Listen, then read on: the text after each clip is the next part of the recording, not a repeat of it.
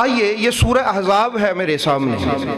سورہ احزاب میں اللہ تعالیٰ نے کچھ باتیں کی ہیں، وہ قرآن کریم سے تو عرض کر سکتے ہیں کہ نہیں عرض کر سکتے؟ قرآن کریم کوئی تاریخ کی کتاب تو نہیں ہے نا.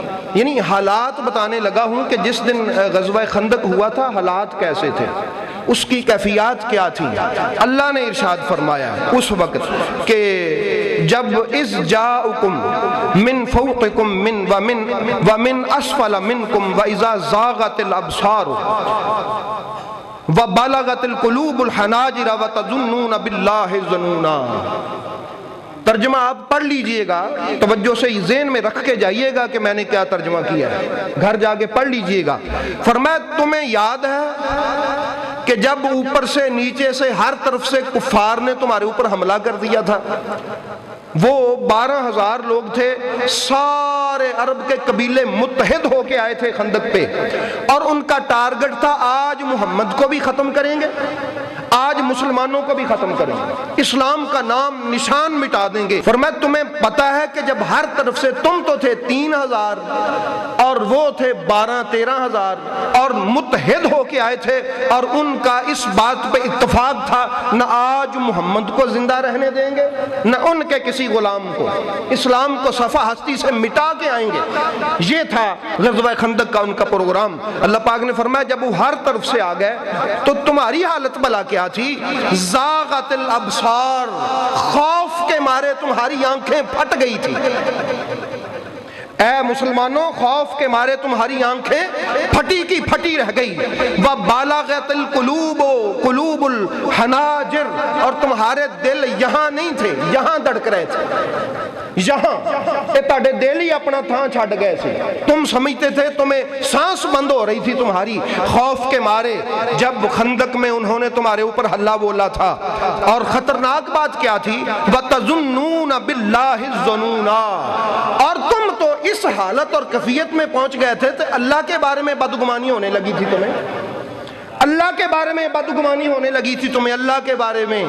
اللہ فرماتا یہاں ہم نے ایمان والوں کو چیک کیا، ان کو ابتلا میں ہم نے ڈالا، ان کا امتحان لیا اور شدید جھٹکا دیا ہم نے ان کو، اور اس جھٹکے کا اثر یہ ہوا کہ تمہاری آنکھیں پھٹی کی پھٹی رہ گئی، دل یہاں سے یہاں آ گیا.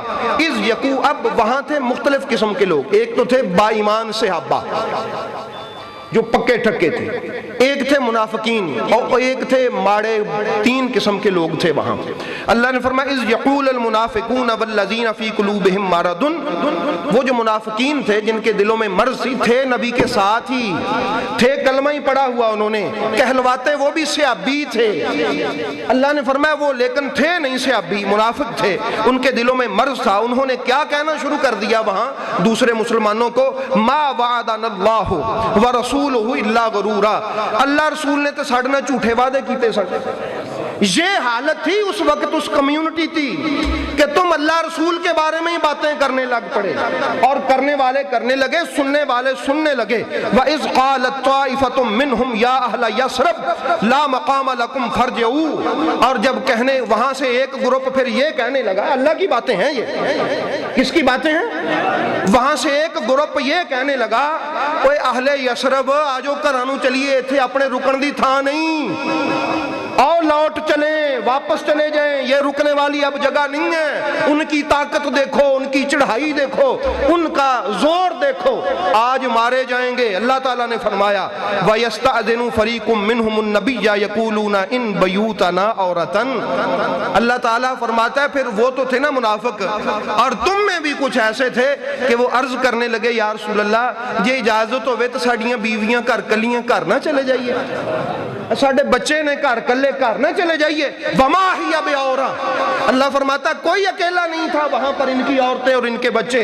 یہ باتیں اللہ کر رہا ہے. کون کر رہا ہے؟ بھئی آپ کبھی سورہ احزاب پڑھ کے دیکھیں، آپ کو پتہ چلے میرا علی کیا ہے. اللہ فرماتا ہے وما ہی بعورا ان یریدون الا فرارا، محبوب یہ بہانے ہیں، یہ بھاگنا چاہتے ہیں یہاں سے۔ وہ منافقین اور کچھ کمزور، سارے سے ابا نہیں، منافقین اور کچھ کمزور لوگ احباب گرامی فرمایا یہ بھاگنا چاہتے تھے۔ اللہ پاک نے فرمایا وَلَوْ دُخِلَتْ عَلَيْهِمْ مِنْ أَقْطَارِهَا ثُمَّ سُئِلُوا الْفِتْنَةَ لَآتَوْهَا وَمَا تَلَبَّسُوا بِهَا إِلَّا يَسِيرًا۔ اور پھر آگے چلتے چلتے چلتے اللہ پاک نے فرمایا قُلْ لَنْ يَنْفَعَكُمُ الْفِرَارُ إِنْ فَرَرْتُم مِّنَ الْمَوْتِ أَوِ الْقَتْلِ وَإِذًا لَا تُمَتَّعُونَ إِلَّا قَلِيلًا۔ اے محبوب آپ ان سے پوچھیں کہ اگر تم بھاگ گئے تو موت نہیں آنی؟ اگر تم بھاگ گئے تو موت نہیں آنی؟ تمہیں آئے گی موت، تم زندگی کے مزے نہیں چکھ سکتے یہاں سے بھاگ کر۔ باتیں آگے اور بھی بڑی ہیں، کبھی جا کے خود پڑھ لیجیے گا سورہ احزاب کہ اس چھوٹے سے خندق کے حالات کیا تھے۔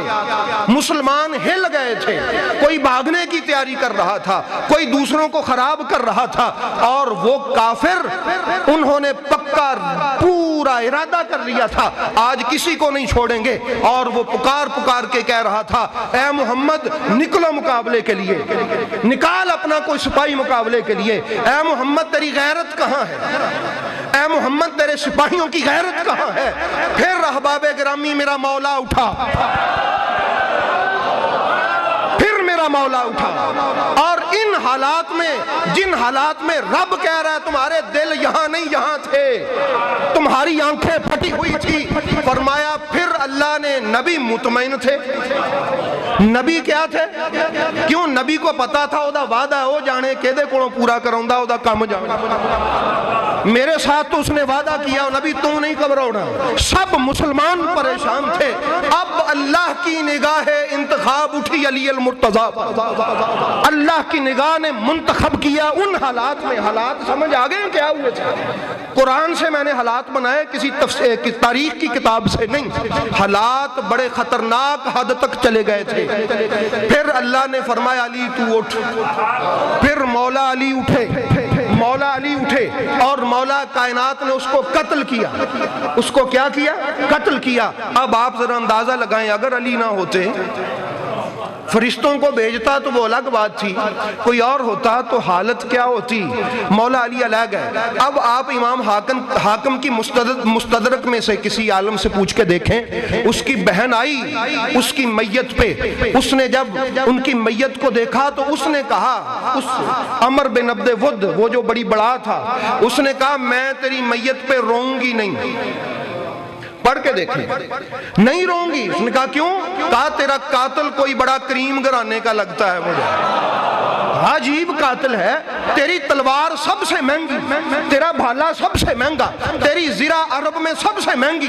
کیسا بے نیاز قاتل تھا کہ تلوار بھی پڑی ہوئی ہے، تیری زرہ بھی چھوڑ گیا، تیرا خنجر بھی چھوڑ گیا، اسے جیسے کسی چیز کی حاجت ہی نہیں ہے۔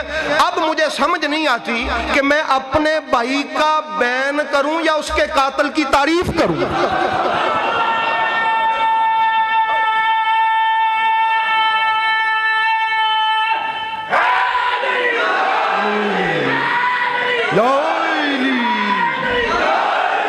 اس لیے احباب گرامی، اور پھر اللہ تعالیٰ نے کیا کہا؟ وَقَفَ اللَّهُ، پڑھ کے دیکھ لیں آپ سورہ وَقَفَ اللَّهُ الْمُؤْمِنِينَ الْقِتَالِ، فرمایا مسلمان مومن پریشان تھے، اللہ ان کے قتال کے لیے کافی ہو گیا، اللہ نے ان کو بچا لیا، اللہ نے ان کے دشمن کو قتل کر دیا۔ میری آخری بات ہے احباب گرامی، اب عجیب شان ہے مولا علی کی کہ اللہ نے تو قتل نہیں نہ کیا تھا، قتل کس نے کیا تھا؟ بھئی قتل علی کرے، اللہ کہے میں نے قتل کیا ہے۔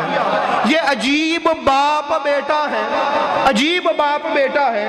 حضرت نبی پاک یتیم ہوئے، حضرت ابو طالب نے ان کی پرورش کی تو اللہ بول اٹھا الم یجد کا یتیمن فآوا، اے نبی تو یتیم تھا، تجھے میں نے پالا۔ یہ باپ ہے، پالا باپ نے، علی کے باپ نے، اللہ نے کہا میں نے پالا۔